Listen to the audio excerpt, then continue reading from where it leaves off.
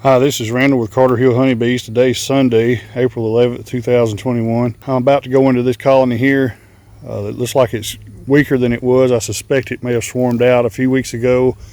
I found queen cells in there nearly capped. I thought they might be superseding. I tore them out because it was early in the year. So they may have went ahead and swarmed. I don't know, something's going on in there. I'm going to find out. It's not working near as strong as it should. And if it swarmed, I'm going to go ahead and take it home and put it on my bee production line and get it balanced back out. Because I don't want a colony swarming that early out here in my honey yards. And I probably won't get no honey off of it anyway, as weak as it is. So it should be looking more like this right here. And you can see the dramatic difference. A lot more bees there. So I'm about to get set up and we're going to go into this one. There's a few bees up top here.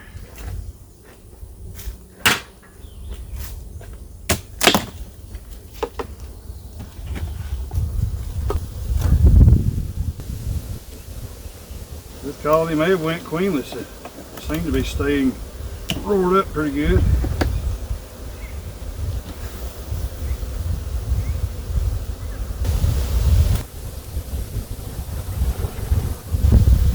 Yeah, right there you can see it. I believe they did swarm. Look like a new queen's done laying. They may have just superseded, but there's an open swarm cell right there. So there's definitely been a transition take place in here.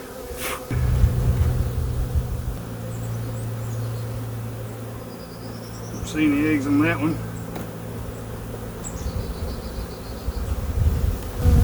Or that one. Plenty of pollen down here. I'm pretty sure I need to go ahead and take this home.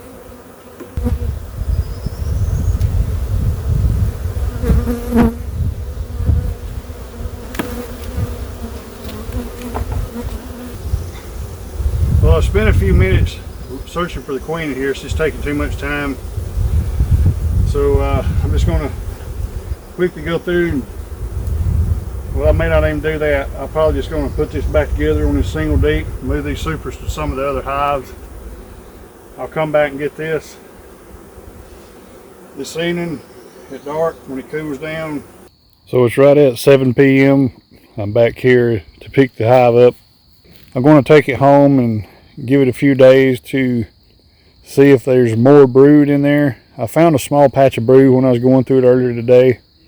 There was only the one swarm cell, which I've not got to review the video. I tried to show, or the one queen cell, that showed evidence that a queen emerged under the bottom. I found no evidence of any other queen cells anywhere in the colony. I don't know if I pointed that out at the time. So my plan is I'm going to take this home and put it in my bee production and queen production line.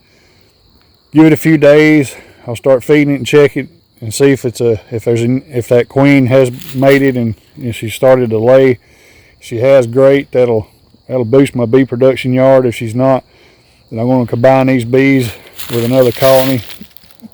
Either way, I'll get use out of them in that box. But I don't need dwindling colonies out here in my production yards like this. So it's not of any value at all like it is right now. So I'm just kind of trying to give it a little more time. I know the queen should be in. If she was out on a mating flight, she should be back in there. But now I'm just giving it a few minutes to let all the forages I can return to the box so I can get most of the bees that I can.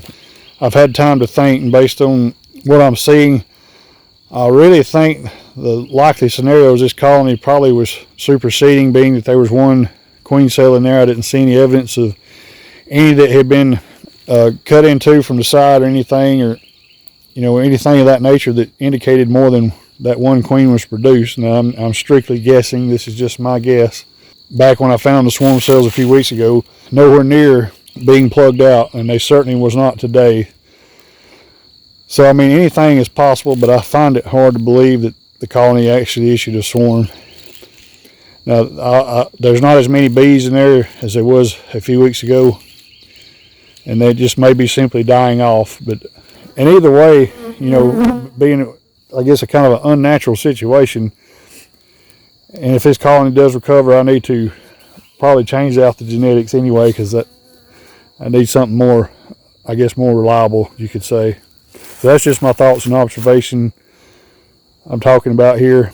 And I noticed they're still bringing a little bit of pollen in this late in the afternoon. I just seen a couple go in there with pollen. So that's usually a pretty good sign. But I just wanted to share those thoughts while I'm waiting here. So I got the bees secured in the bed of the truck, about to transport. I wanted to share one other small tidbit I learned here recently. What you're looking at is just a simple, like a 1-inch thick sponge. I've cut it in half. When it originally comes, it's kind of long like that right there.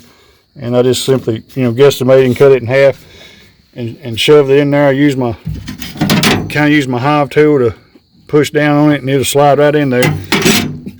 Now I permanently attach my entrance reducer, and my entrance reducers are homemade, but I permanently attach them to my bottom boards because I want a specific amount of opening, and I do 3/8 of an inch by 6 inches long. If you have a 3/4 opening, or you're open all the way across, you can either probably leave those sponges long ways, perhaps fold them in half, but I think they'll work either way. But this will save me a little bit on tape. Instead of wasting a piece of tape, I can use this over and over. I don't know how well this will work in terms of ventilation for a solid bottom board, but I think I'll be just fine transporting them 5 or 6 miles. But anyway, I appreciate you for joining me for this video, and we'll see you next time.